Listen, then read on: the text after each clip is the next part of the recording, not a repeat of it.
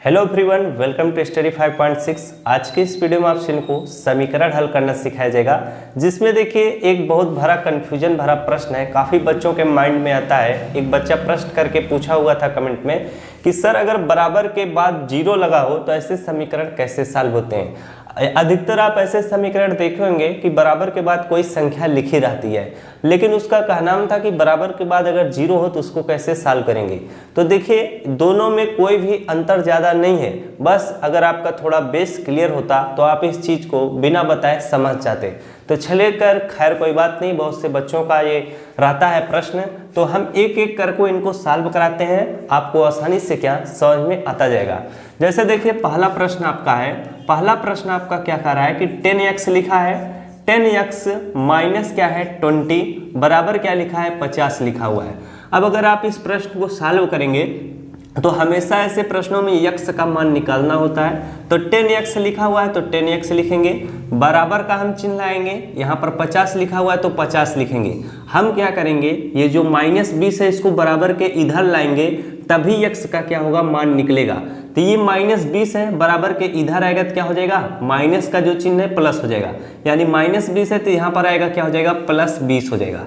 ये बात आपको समझ में आनी चाहिए। अब यहाँ पर देखिए 10x बराबर क्या हो जाएगा, 50 में आप 20 जोड़ेंगे, 5 2 कितना होता है 7, यानी 50 20 70 होता है। अब आप क्या करेंगे, 10 जो है x के साथ क्या है गुणे में है। जब 10 बराबर के इधर आएगा तो कोई चीज़ अगर गुणे में है तो बराबर के अगर आप दाहिने और बाएं करेंगे तो भाग हो जाएगा। तो यहाँ पर हम क्या लिखेंगे, 10 से आप 70 को डायरेक्ट काट सकते हैं। अगर 10 x के साथ गुणे में है तो इधर आएगा भाग होगा, तो 10 से आप डायरेक्ट काट दीजिए। 10 7 कितना होता है 70 होता है। तो x बराबर आपका कितना निकल कर आया 7। ये आपका फाइनली क्या हो जाएगा, उत्तर हो जाएगा। अब ध्यान से मेरी बात को समझिएगा। ये इस टाइप के प्रश्न अगर दिए हो तो इसी तरह से क्या सॉल्व करेगा। अब यहाँ पर बराबर जीरो का मतलब जरा समझिएगा। ऐसा चीज अगर आ जाए तो जरा सा भी घबराने की आवश्यकता नहीं है। जैसे यही क्या है प्रश्न है, अब इसी प्रश्न को इस तरह से दे दिए जाए 10x -20 है तो -20 लिखिए। अब ये जो 50 है इसको इधर लाएंगे तो क्या होगा, +50 है, बराबर के इधर आएगा तो क्या हो जाएगा, -50 हो जाएगा। बराबर क्या बचेगा, बराबर कुछ भी नहीं तो आप 0 लिख दीजिए। इस टाइप से भी आपको प्रश्न पूछा जा सकता है। तो बस यही चीज आपके दिमाग में होनी चाहिए। जैसे यहाँ पर -60 है, अगर -60 को हम बराबर के इधर लाएंगे तो क्या हो जाएगा, 5x + 10 बराबर क्या हो जाएगा 60 हो जाएगा। जीरो में कोई भी चीज आप जोड़ेंगे तो जितना आप जोड़ते हैं उसका मान वही रह जाता है। तो यहाँ पर देखिए आप इसको उसी तरह से सॉल्व करेंगे। 10x -20 -50 है, तो 10x यहाँ पर -20 और माइनस क्या है 50 है, तो इनको यहीं पर आप क्या करिए सॉल्व कर लीजिए, जिससे आपका एक स्टेप का कमी पड़ जाएगा। अब यहाँ पर -20 है और माइनस क्या है 50 है, माइनस और माइनस क्या होता है प्लस होता है, तो कितना हो जाएगा -70 हो जाएगा। बराबर यहाँ पर कितना है 0 है तो 0 लिखिएगा। अब 10x है तो 10x लिखिएगा। अब बराबर कितना हो जाएगा, ये यहाँ पर 0 है तो 0 लिख लीजिए। अभी आपको समझाने के लिए मैं लिख रहा हूँ। -70 को बराबर इधर लाएंगे तो क्या हो जाएगा, +70 हो जाएगा। अब अगर 70 में आप 0 जोड़ेंगे तो कितना होगा, 70 ही होगा। इसीलिए यहाँ पर मैं क्या लिखूंगा, 70 लिखूंगा। अब यहाँ पर देखिए 10 जो है x के साथ गुणे में है तो इधर आएगा तो क्या होगा, भाग होगा।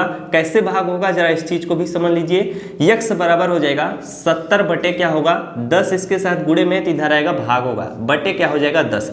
अब आप एक 0 से एक 0 काट लेंगे, कितना बचेगा 7 बटे 1। तो 7 बटे 1 को आप क्या लिख सकते हैं, 7 लिख सकते हैं। ये फाइनली आपका क्या होगा, उत्तर होगा। तो आप सभी लोगों का डाउट जितने भी बच्चों का रहा होगा कि अगर बराबर के बाद 0 हो तो ऐसे प्रश्नों को कैसे सॉल्व किया जाएगा, बहुत ही सावधानी पूर्वक आपको बता दिया गया।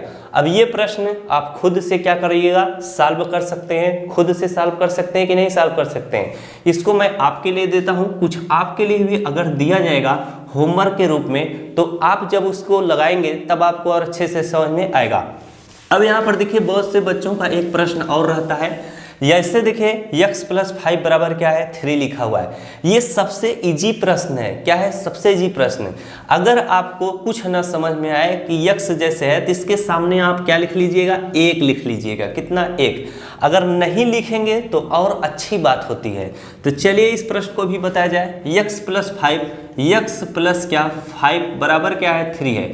यहाँ पर भी आपको x का मान निकालना है। तो x बराबर आपका कितना होगा, 5 इधर प्लस में, इधर आएगा क्या हो जाएगा माइनस में। तो 3 माइनस कितना होगा 5, तो x बराबर आपका क्या होगा 3 - 5 करेंगे कितना आएगा -2।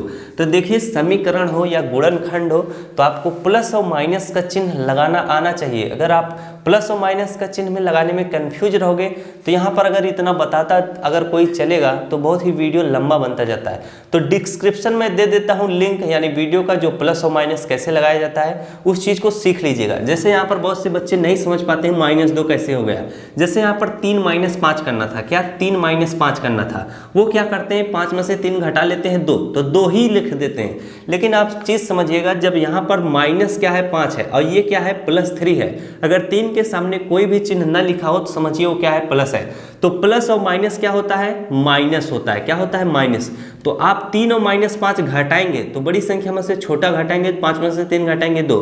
लेकिन यहाँ पर चिन्ह किसका लगेगा कि जिस भी चिन्ह के सामने वाली संख्या बड़ी होगी उसी का चिन्ह लगेगा, इसीलिए यहाँ पर -2 लिखा है। बहुत ही अच्छे तरीके से मैंने बताया है, अगर आप उस चीज़ को समझेंगे तो समझ लेंगे प्लस और माइनस कैसे लगता है। अब यहाँ पर देखिए अगर यही सवाल इस तरह से होता, यही सवाल इस तरह से होता, जैसे यहाँ पर देखिए 5 माइनस क्या होता 3 होता। अब यहाँ पर देखिए 5 में से 3 घटाएंगे कितना आएगा 2, तो 2 क्या है प्लस में है, लेकिन यहाँ पर प्लस का सिंबल लिखा नहीं गया था। क्यों? क्योंकि देखिए अगर कोई चीज़ प्लस में है तो उसे हम इस तरह से भी लिख सकते हैं। अब यहाँ 5 क्या था प्लस में था, वो प्लस का सिंबल लिखा नहीं जाता है, आप इस चीज़ को समझते हुए चलिएगा। इसीलिए यहाँ पर क्या 2 लिखा, अगर आप +2 लिख देंगे तो भी कोई गलती नहीं है, ये भी क्या है सही है। तो आज के लिए बस इतना ही जानकारी आप लोगों के लिए काफ़ी था। आप इन सभी प्रश्नों पर क्या करिएगा प्रैक्टिस करिएगा। अगर वीडियो अच्छा लगा हो तो वीडियो को अपने दोस्तों को भी शेयर करिएगा